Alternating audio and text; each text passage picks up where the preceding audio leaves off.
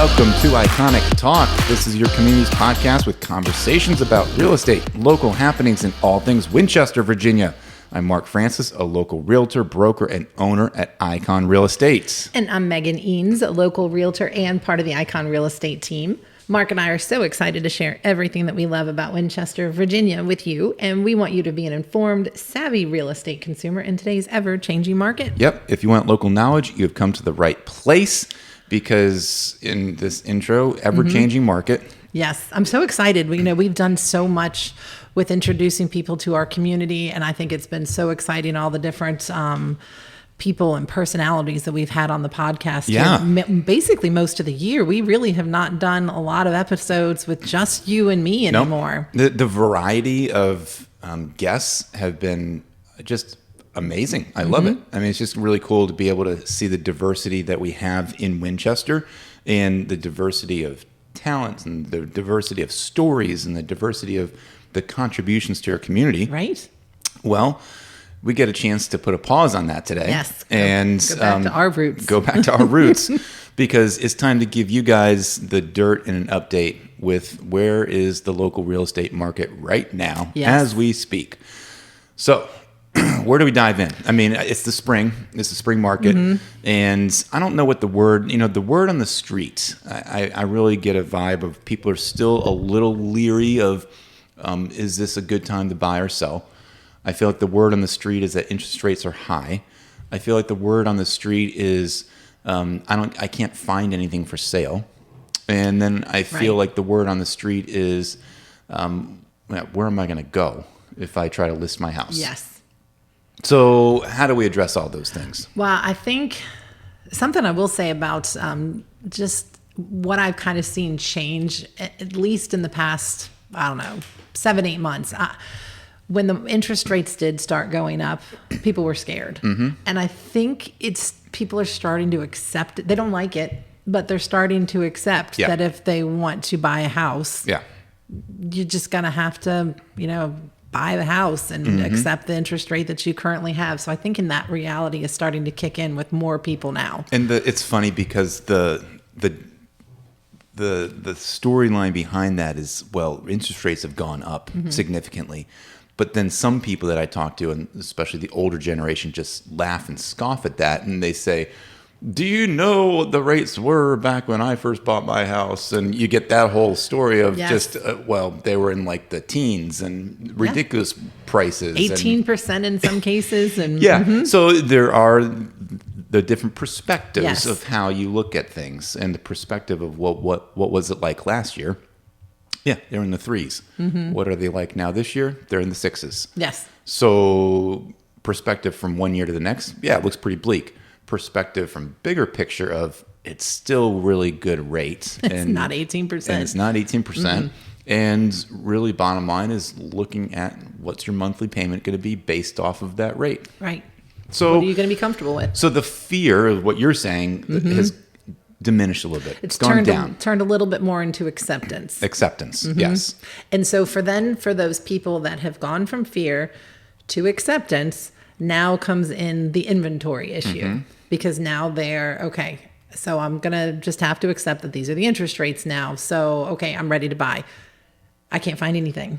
So why is that the case? Why once again, because we had the same issue last year, right? That there is low inventory with amazing rates, and buyers were coming out of the woodwork right about this time, even earlier, so like 13 months ago, that March season pushed into a craze of multiple offers and which I'm seeing that all over again, far above asking price, and we're starting to see it again with higher interest rates. So is the craze the same? Well, I think the problem, number one, I think in my opinion, the biggest problem is inventory. And I think it's the same that it was last year because I have several people right now that are they want to sell and they want to go someplace else and find another house. So those are listings. Those are potential properties to come on. That's potential additional inventory. but they have to find something. So because they can't find something, then their home that would, fit into the inventory can't get put on the market. I have several people in that same boat, and it all goes to the storyline that I've said here on this podcast, and I'll tell to you in person. Winchester is a great town. Yes, it is. There are still so many people wanting to move into town, and hardly anybody's moving out of town. Not many people are getting jobs that are in careers that are moving them out of town. That's slightly the occasion, but for the most part, people are looking to either upgrade their house or downgrade their house, or even make a lateral move just for whatever reason and stay in town. And so when those people have the potential of selling their house to bring up the inventory, but they're not listing it because now the new fear is, I don't have a place to go. Right. I can't find the house that I want. We're back to last year all over again. Yeah, which is, again, became the inventory problem, which because of that, the prices went up, and it's crazy. Now, there are a lot of new home subdivisions. There's new construction that's going on. So that's a plus. So that is definitely adding to the inventory. So even for me, last week, I had an appointment with a new construction firm here in town locally, and my clients, and they're moving forward. But it's basically, they are selling like hotcakes. I'm not even going to mention the neighborhood. This specific neighborhood is not even marketing on our real estate MLS site. They're just going through simple word of mouth. They have this VIP list. You might have seen these signs around town on the sides of exit ramps going off of 81 or something, like, here's whatever yada yada kind of builder, join our VIP list. And so they're marketing in this grassroots movement without the real estate MLS firms, and they're selling. They're putting it out there. They're selling like hotcakes. New construction is in big business right now. I mean, there's several of them. Of course, you're downtown and you're more in the Winchester area. I'm more in the Stephen City area, and there's a lot of new construction. I just wish that there was something that we could do. And the rental market there's limited options. Limited things for rental too. It comes down to the couple people that I have that are ready to list. I think they'd even probably rent something in the short term. But there are no options even for that. So it's, what do we do? It's almost like if someone could build, an apartment building, furnish it, and then just rent them out as short term. Be making bank. There you go. Well, let me throw some numbers out there that actually prove and justify what we are saying. So we're still in the month of April. So I only have numbers that go through the end of March, right? So last March of 2022, there were a total number of 238 units listed in Winchester and Frederick County. 238, okay? This past March, a year later, 182. Big drop down. The total listed volume last March was $102 million. This year is $75 million. So significantly lower number of listings, right?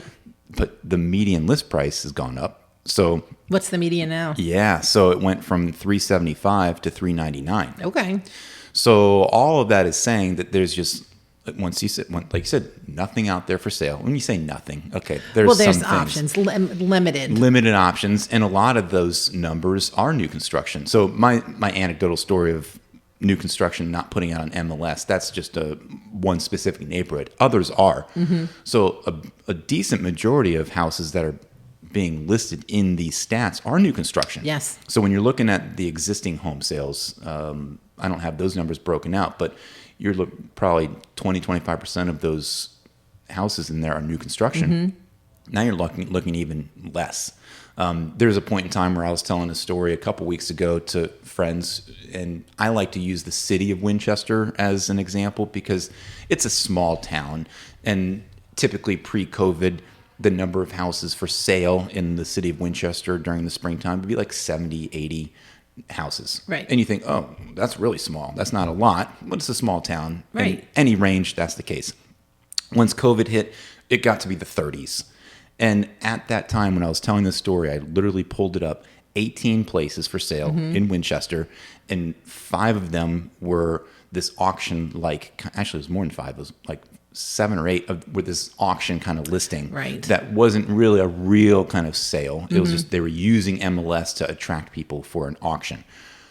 That was more like 10 houses for sale. Shocking. I mean, and it's just... And from the extremes of price ranges, I'm sure. From 0 to 1.5 million. Yeah. So if you're only shopping in like a $300,000 to $400,000 range, there might have been one place for sale in that moment a couple weeks ago. It's just so funny how like the numbers can just change overnight like that, because 3 or 4 months ago we were saying that there are houses and they're not selling. The number of days on market is growing, right? Because all the buyers just came to a screeching halt because of the interest rates. Buyers are now back out. The listings are not.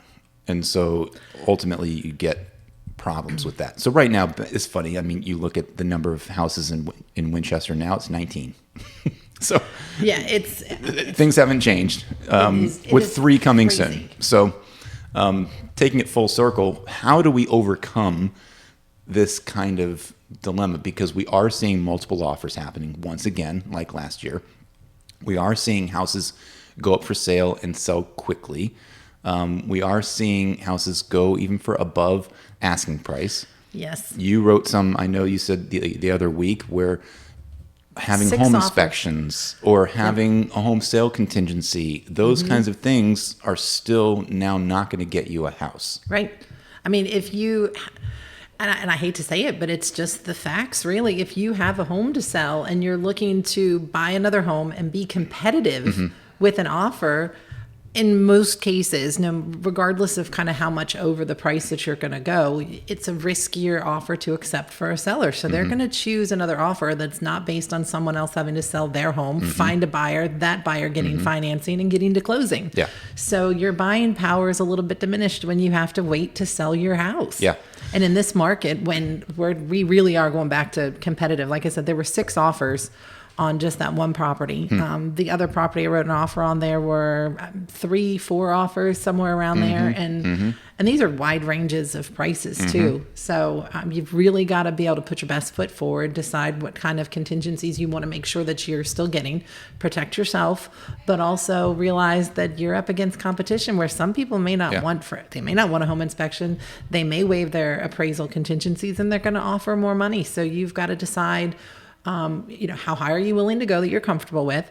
And I have my buyers that I had on one of the offers, they said, I am not going over this much. And so if somebody wants to pay more than that, then that's going to be their house. So find out where you're comfortable and be prepared to make some changes, I guess. Make some adjustments. Yeah. So that's good advice, because if you are in the need to purchase a house, let's just say you are listening and you are renting and you don't have to sell your house, or you're listening and you're moving from out of town and you Definitely don't call have us. to call, because there's going to be some challenges that you're going to just be up against, and you might as well have representation on a buying side to navigate all these different kind of issues that may or may not pop up. And it's back to where you need to think, what are my go-to things that I have to have, right? And versus like what's my wish list, and you might have to compromise on either the kind of house, the price, the contingencies that you are wanting in what normally would be a normal market scenario. I mean, I'll ask my clients, I'll say that are especially the ones that are going to be buying, what do you want? Give me that wish list. And then usually the first time I search, I will look, and it's very rare that you're going to find everything that's on that list. So then I keep backing it up, and I may end up backing it all the way back to just maybe the top 2 things in terms of, it could just be price and style of home. And then as get all the options that you have, which in most cases is not going to be very many. You might be looking at maybe 10, and then be able to kind of pick and choose some of the other things that were on your wish list that you might be able to make work without it. But I mean, it's just kind of how it's going. But I mean, you were mentioning talking to renters. Yep. If you are a renter, you are in a fantastic position. If you've got good credit, you are pre-qualified, you have fantastic buying power. Right. Because you don't have to have a house that needs to sell. You, most cases, are ready to go.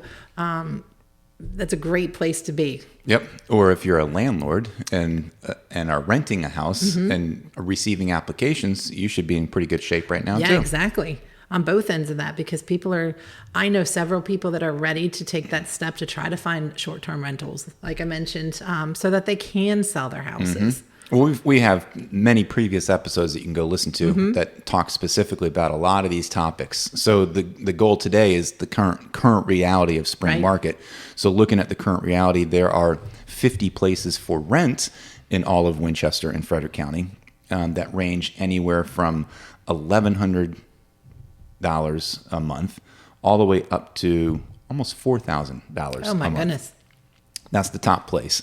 $3,950 per month is a location here in the city of Winchester. So you have a lot of kind of range there, but that sweet spot of the rental market is you're going to probably want to be in the $1,500, $1,600, $1,700 a month range to find something that is going to be suitable for a family or for at least 3 bedrooms, 2 baths kind of place. So, well, we're all over the place here. I think, how can we summarize kind of what are some practical things that, let's talk about sellers now, because we've really hit on the buyers. I feel like that the buyers, we've given some tips on what to do. Find an agent, obviously, is one. Be willing to compromise. Know that you've got to jump quickly. Know that, like, you have to at least compromise in the contingencies, but also just the timing and what you might want to choose to buy. So from the selling side, if you are ready to sell your house, what do you have to think through? I think you need to think through, in my brain, first thing I go is where you're going to go. Obviously have somewhere to go. And if that part is aside and you're ready to sell your house, call an experienced agent that knows the market, that can be able to give you an idea of pricing, of where to price your home in this market.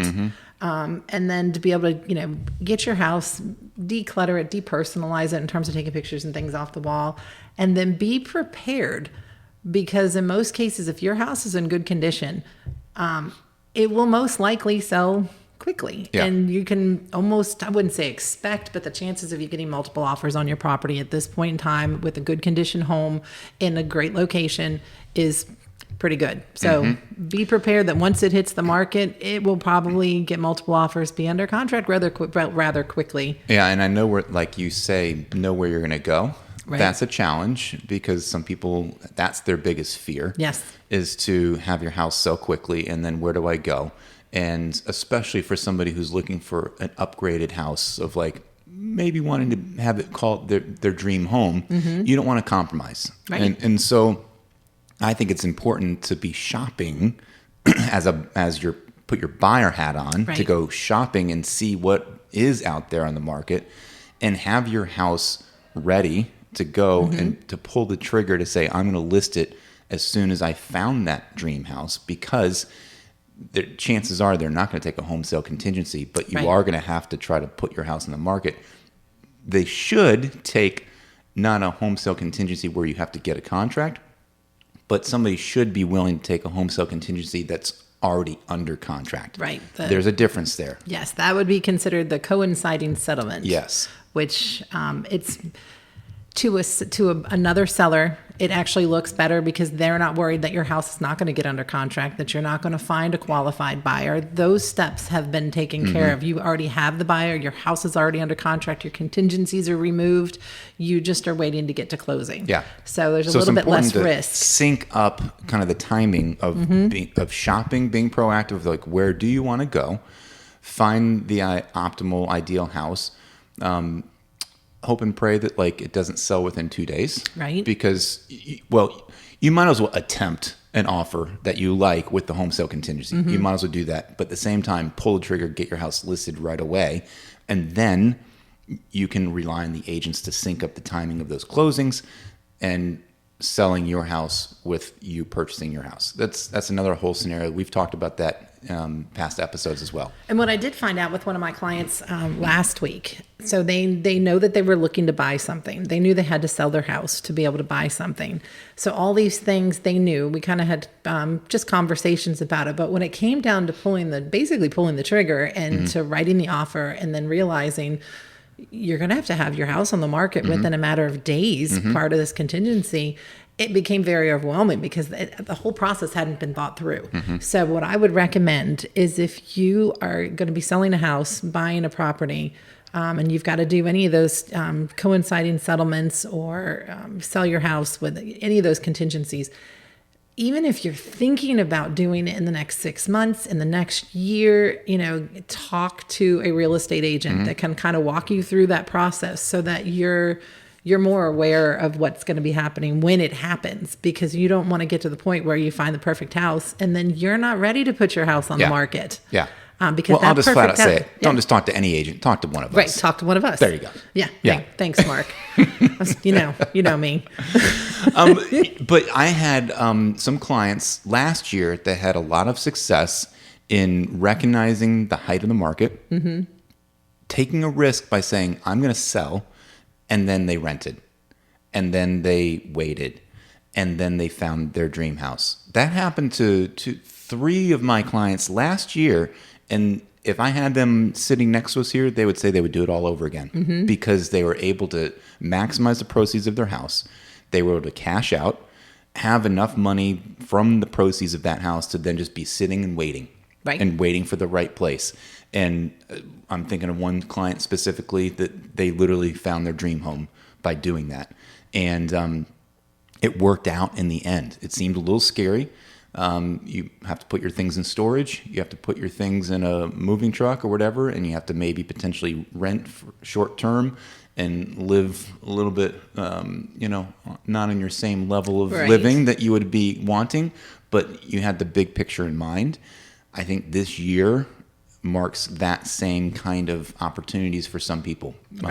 So I'm speaking to my clients right now of my 4 or 5 different people who are waiting to list their house because they're waiting for the right place. Right. It's time to pull the trigger because now is the time to sell, as we're hearing. Yes, definitely. Now is the time to sell. And it is a fine time to buy, but let's be smart about that and say selling comes first right now. And in a normal market, I always tell people, list your house, list, because you just never know. And the fear of not having the dream home is real. I get that. But let's think strategically of if you do know that eventually you want to sell, you want to move, now's the time. And I think one of the biggest fears, you probably hear this too, is I don't want to move twice. Yep. And that's usually what I hear. And I think it comes down to nobody really wants to move twice. No. Ultimately, it's not a desire. It's not fun. You're not looking forward to it. But if knowing that that's what you do to be able to find the house that you want and maybe not necessarily having to settle, then it's totally worth it. So versus, the house that you want keeps popping up and you don't have the buying power to be able to get it. And honestly, you never know what can end up happening. You could potentially list your house in the same day that your dream house gets listed. Right. You could potentially list your house and find a buyer who's willing to let you live in your house for another couple months before they need to take it over, called a rent back scenario. Which I am seeing those again. You could have a scenario where you have top dollar where the people are paying $30,000, $40,000 over what you might have wanted and now you're like, I have all this extra money. I now actually feel like I can't afford a short-term rental or go live like a vagabond somewhere, because I just made out. You don't know until you try it. Right. And there's another contingency, which we really didn't talk about. Of course, there's the rent back where the seller can put the house on the market and then they just ask the purchasers, whoever the buyer might be. I just saw one the other day that was a 60-day rent back. So, the buyer buys the house, but the seller still lives in it for another 60 days. And of course, there's always the seller to find home of choice. Yep. So put your house on the market. If you want to put that contingency in, buyers are starting to understand because, again, that inventory is so low. They find a house that they love. A lot of them are being more flexible, and that gives you an opportunity to get your house under contract to be able to go find something else as well. So sellers, you have a little bit of the leverage right now. There's a lot of different options that are out there, and of course, Mark and I we've been both doing this, 20 some odd years. So we've got a lot of experience in all these different scenarios. So when do we stop saying that? When does it kind of when you hit 30? When you hit 30 years, then you're like, well, I've been doing it. I've been doing it a long time. Yeah, a long time. Yeah. I'm in 20. I think I'm in 22 this year. It's my 22nd. It'll be coming up in October. It'll be my 23rd. Yep. I was just a baby. Just a baby. When I started. But basically we have the experience. We have the knowledge. We've been in multiple situations like these before in different markets. So definitely give us a call. We'd love to guide you through these steps. Yeah, I think the overall take on the market right now is that it is really good for sellers. Buyers, you need to just understand, be willing to compromise a little bit. And be ready. Be ready. Keep your head on a swivel, look around, see what's going on out there. And again, that's where a realtor can help you as well. So, and one more little thing I would recommend is, I know a lot of people love to use Zillow. And maybe some people don't know this, but it's not always up to date. Oh, no, never, hardly ever. So I know people that will even still send me links, and I'm like, you know what, and then they're upset because they found a house. We can find you the properties. We have resources to be able to do that and to get you the most up to date at the moment property. So if you're looking for something and you want to know what's current and now, let us help you find the house. I mean, Zillow can be a good resource when you're just looking for fun, but if you don't want to miss out on properties, definitely have us look for you. Right, exactly. Well, that's a brief take. I'm excited about just kind of seeing how we can maybe predict a little bit. I'm going to predict that the next couple of months things are going to break. I'm going to predict that there will be more houses get listed, and I'm going to predict that there still will be, even because of that, more multiple offers. And I'm excited to say, just patting ourselves on the back, several months ago, we predicted that this could potentially happen. Right. We predicted we were back in a normal market. We predicted that the market is not crashing. Right. That there are not this fallout of prices. So I'm excited to see what these next couple months bring, because if we're right about this, there's going to be just a bigger boom for the town of Winchester. Right, I think so too. And just bringing more people in that are going to bring us and our town success, bring the town opportunities, and just we always talk about how amazing town this is, and just the thriving growth of the industry and. It was just what was last week that we were bragging about the hospital here in town, and we haven't talked about that much. So, you name it. But I'm excited to see what these next several months bring, because it's not going to be a crash. And so, if you're watching national news programs, reading national newspapers where they're talking about the decline of real estate, that is not true. I agree. So that's my prediction, that we're going to be seeing an impressive spring and summer that'll lead into even the fall, where things will keep going. So I think so too. And I think that interest rates have hopefully topped out. Stabilized is the right word, but do the best you can do in the market that you've got. Right. So and get out there. And don't wait anymore, because I really do think prices are probably going to start going back up again. Yep. So sellers, great time to sell. Buyers, get out there. Yep. I had that, just one last final story. I had that conversation, was a joint phone call with one of our other agents, talking to, because we're partnering together with a buyer, had that exact same conversation with him, be like, now is the time. You have a house under contract. You're thinking about backing out because of home inspection. Don't anticipate you're going to get the exact same house, because the market is not slowing down.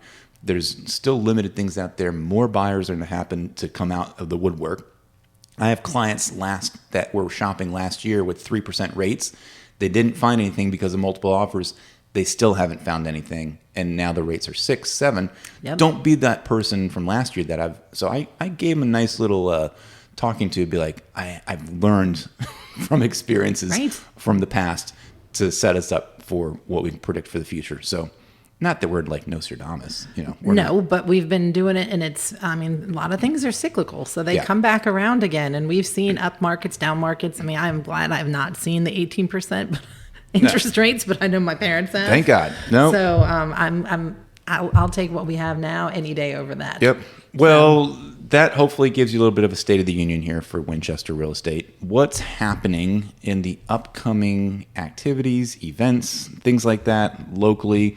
Do we have anything new? Because last week was all about Easter egg hunts, things like that. So we definitely have a couple new things here. We have a Light the Night. It's a sexual violence candlelight vigil. That's going to be tonight from 7 to 8 at the gazebo in Front Royal. You can also watch on the Laurel Center's Facebook page, but it's going to honor survivors of sexual violence in our community. There's going to be music, stories, survivor stories, readings, and more.